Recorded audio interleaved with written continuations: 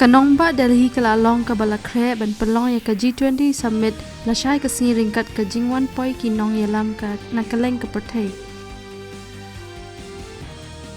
Ka jingnyo ya ki vote kelas dang Mynta ringkat ka jing penbina ya ka result na ka benta ka election sya kinyo tali ki shuki jong ki yeng darbar thawan ha kendra tali ki jilla. Ka India kalaya menjur ban kentio halor ka jingsngan ha ka rukom penmi ekimar bam jong ka Southeast Asian nations lani Asian ka jingshalan ekimar bam bat ka jingrab ya ukrai